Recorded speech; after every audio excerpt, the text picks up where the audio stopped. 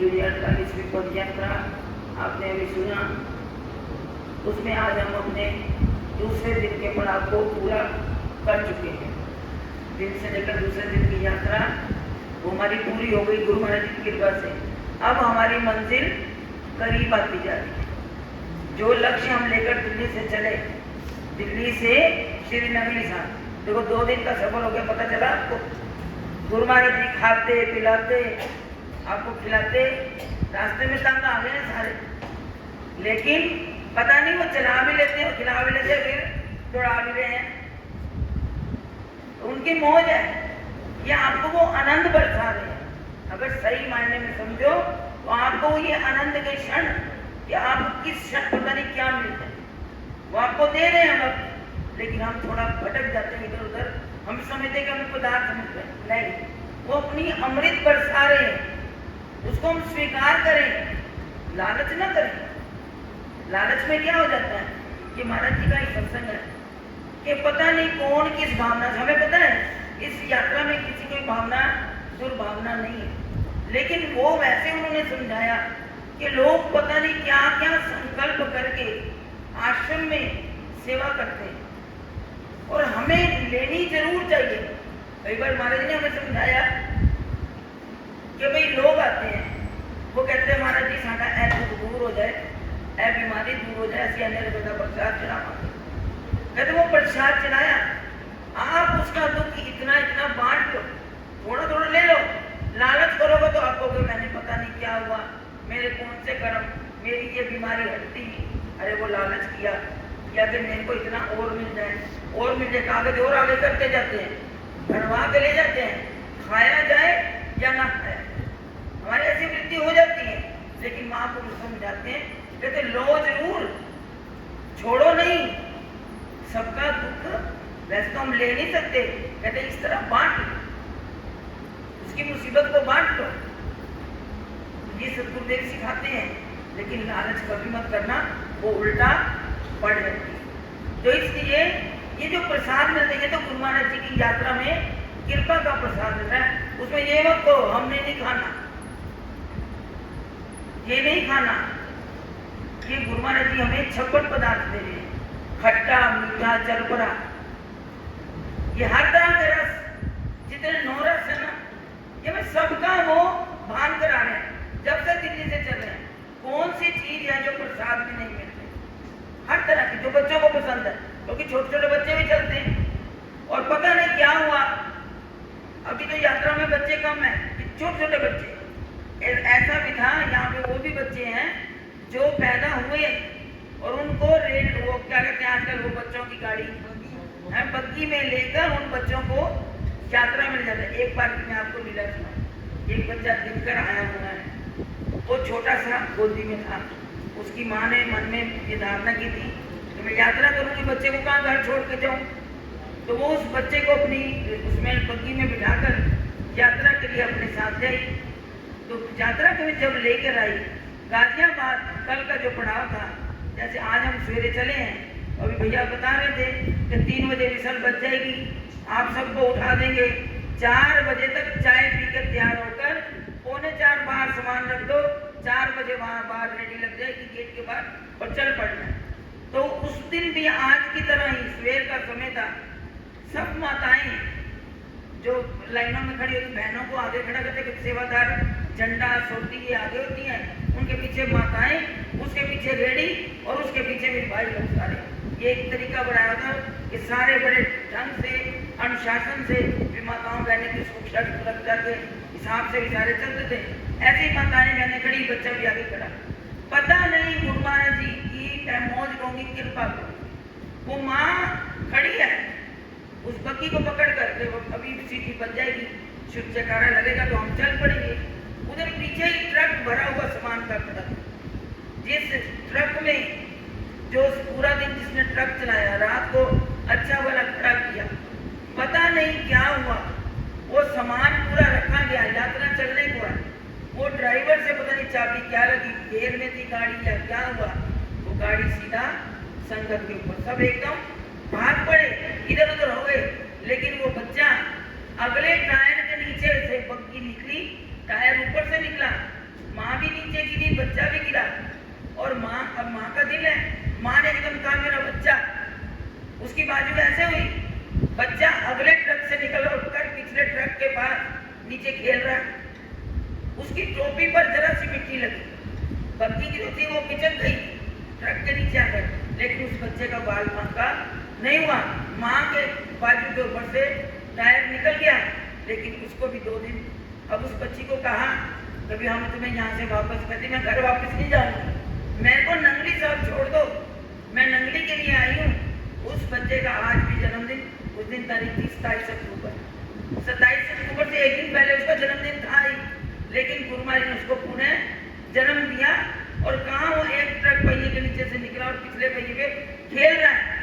और उस बच्चे को ऐसा माँ को भी लगा, और उस बच्चे को महसूस हुआ कि इतनी लंबी बाजू, माँ को दिख रहा है कि इतनी लंबी बाजू किसी की आई है, तो मेरे बच्चे को किसने खींच लिया है। बोल मेरे श्री गुरु महाराज की जय। उस बच्चे की रक्षा इस तरह की, और वो बच्चा उस दिन से और आज तक गुरु महाराज की यात्रा पैदल चल कर आता है। वो अपना जन्मदिन भी उसी दिन वाला मनाता है, तो मुझे गुरु महाराज ने आज जन्म दिया। ऐसी ऐसी लीलाएं, और गुरु महाराज जी का दर्शन करके कौन ने नहीं आया। मुझे कह रहे थे ना कि तुझे एक बार देखा मैं तेरा हो गया, तू मेरा हो गया, मैं होना तो यही दिल का सौदा चाहिए, और कुछ नहीं होना। हमारे महाराज जी भजन लिखते थे, एक तू हो एक मैं हूँ, दुनिया बीच में ना हो, दुनिया नहीं चाहिए, बस मैं और तू है ही झगड़ा मैं तू का। फिर वो कहते हैं तू करना करता तू गया, अपनी मैं को मिटा दो और तू ही तू रह जाए, ये सौदा कर लो, तो फिर देखो कितना जीवन में आनंद है। लेकिन हम मैं को तू में मिलाना बड़ा मुश्किल है, लेकिन गुरु महाराज जी हमारे रास्ते बना रहे हैं, उस स्थिति तक पहुंचा रहे हैं अपनी लीलाएं सुनाकर, अपने सत्संग सुनाकर। वो सत्संग कैसे सुनाते हैं? कहते हैं एक बार 2-3 बच्चे आए गुरुदेव के चरणों में, कहने लगे महाराज जी हमने बहुत सुना है कि जीवन में गुरु के बिना गति नहीं, आप हमें दीक्षा दो। तो गुरुदेव ने कहा बेटा तुम तीनों जो है सवेरे आ जाना, आज नहीं दूंगा, कल सवेरे आना। कहते ठीक है। अब गुरुदेव ने क्या किया, आश्रम के द्वार पर बहुत सारी कांटेदार झाड़ियां फैला दी। जब कांटेदार झाड़ियां फैलाई, अब तीनों को कहा था सुबह आना। पहला शिष्य आया, और आया उसने देखा कि गुरु जी के द्वार पर, पूरे आश्रम का जो मेन द्वार है उसके ऊपर कांटेदार झाड़ियां झाड़ी। कहते थे बताओ ये किसने कर दिया, अब मैं अंदर कैसे जाऊं? उसने पता क्या किया, एक पैर इधर रखा, एक पैर उधर रखा, मतलब अपने पैरों को बचाते हुए सीधा आश्रम के अंदर जाके तक गुरु जी मैं आ गया, मुझे नाम दीक्षा दो, मैंने भजन लेना। जब ये बात कही तो दूसरा शिष्य जो था उन्होंने कहा भैया मैं एक एक को थोड़ा दीक्षा दूंगा, तुम बैठो, अभी तुम्हारा दूसरे 2 साथी और आए थे साथ में, वो भी आ जाए, फिर इकट्ठे ही देखते हैं। दूसरा आया, उसने भी देखा गुरु जी के द्वार पर पूरी कांटे की झाड़ियां पड़ी हैं, तो उसने पता क्या किया, हाथ से इधर उधर करके अपना रास्ता बनाया, अंदर आ गया। कहने लगा गुरु जी नाम दीक्षा तो मैं आया हूँ। आपने कहा तेरा एक वो भाई बैठा हुआ है, तुम भी इंतजार करो, अभी एक ने आना है, उसको भी आ जाने दो। कहते ठीक है। वो बैठ गए। जब बैठ गए तीसरा आया, तो उसने देखा कि भाई गुरु जी के द्वार पर ऐसे कांटे पड़े। उसने क्या किया, उसने बाहर से बहुत बड़ा झाड़ू लिया या कपड़ा लिया, उसने एक एक कांटे को, ये नहीं कि थोड़े से, सारे गुरु जी के द्वार पे जितने बाहर कांटे पड़े थे उनको सकेत कर कि मेरे पर पाँव में चुभ जाए तो कितनी तकलीफ होती, किसी और के पाँव में ना ये चुभ जाए, मैं सारे रास्ते को साफ कर दूं, कोई बात नहीं, मेरी दीक्षा में थोड़ा टाइम लग जाएगा, तो मैं आराम से जाऊंगा अंदर। और उसने द्वार पूरा साफ किया और वो जाकर गुरु जी के चरणों में पहुंचा।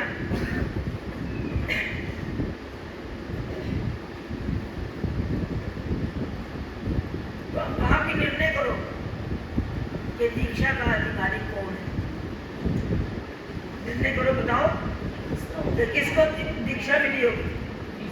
तो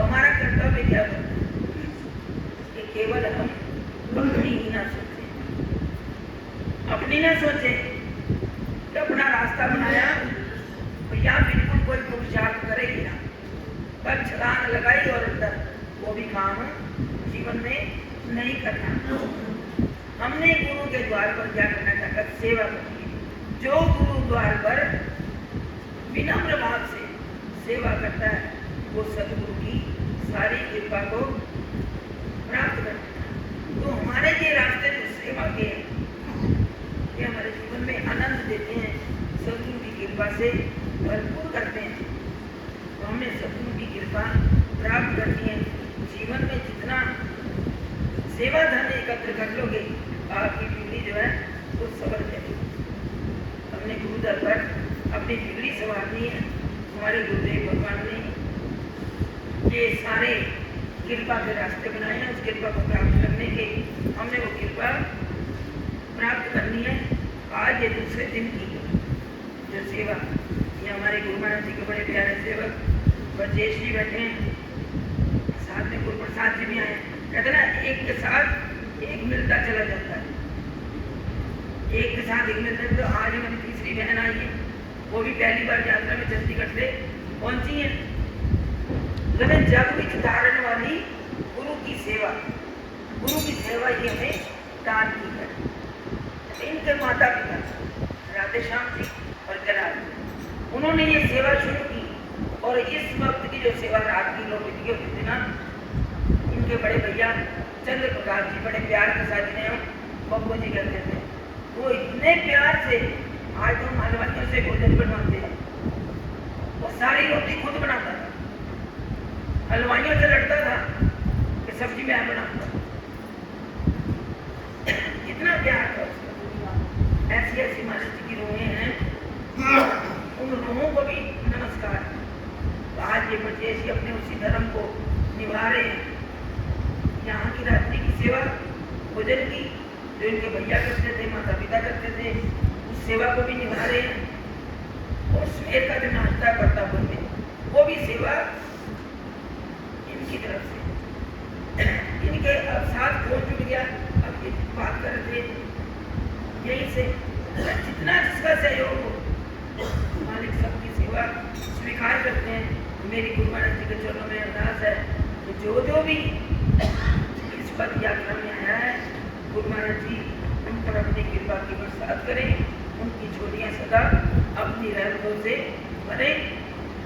और आप सभी आज ये दूसरी यात्रा पूर्ण हुई, उसके लिए सभी बधाई के पात्र हैं। आप सब पर मालिक की बहुत कृपा है। उस कृपा को अपनी झोलियों में संभाल के रखें। जैसे लिखा है, इन नजारों को कभी भूलना नहीं। तो जो कृपा जो आपकी झोलियों में भर गई है, इसको सदा संभाल कर रखना और सदा याद रखना। जब खाली बैठो तो यही ध्यान करना, दुनिया का ध्यान मत करना। दुनिया का ध्यान वो स्वार्थ का होता है, वो हमारा परमार्थ बिगाड़ देता है। तो ये हमारा परमार्थ स्वार्थ देगा, हम इस दुनिया में भी सुखी, लोक में भी सुखी और परलोक में भी सुखी। तो गुरु महाराज जी ने हम पर बहुत कृपा की है। गुरु महाराज जी की ये सुंदर फुलवाड़ी सदा फलती फूलती रहे। गुरु महाराज जी सब पर अपना मेहर का रखें, अपनी कृपा बनाए रखें। इन्हीं शब्दों के साथ मैं आज के इस दिन की आप सब पथ यात्रियों को, सब संगत को बहुत बहुत बधाई देती हूँ। और जो सेवाकारी भक्त इस सेवा का लाभ उठा रहे हैं, गुरु महाराज जी उन पर भी अपनी रहमतों की बरसात करें। सदा उनके जीवन में खुशियाँ ही खुशियाँ रहें, कभी भी कोई ऐसा साया ना हो। तो बड़े प्यार से गुरु महाराज जी का जय घोष करें। बोलो जयकारा बोल श्री गुरु महाराज की जय। बोलो सांचे दरबार की जय। बोलो श्री नगरी निवासी भगवान की जय। सच्ची सरकार की जय। बोलो श्री स्वामी जी महाराज की जय। अब सब प्रेमी बैठे रहे। नगली साहब से प्रसाद आया हुआ श्री गुरु महाराज जी की तरफ से पथ यात्रियों के लिए ये प्रसाद आया। गुरु महाराज जी के बड़े दरबार से पुजारी जी ने दिया। आप सभी दो दाने जितना भी सबको मिले, बड़े प्यार से वो प्रसाद, जितनी संगत सोई थी सबको उठा के दे देना। सबको प्रसाद दो दाने जो जितना आए सबको ये प्रसाद सबको मिले। तो बड़े प्यार से अपने स्थान पर बैठे रहना, बैठे बैठे आपको प्रसाद मिल जाएगा। बोलो जयकारा।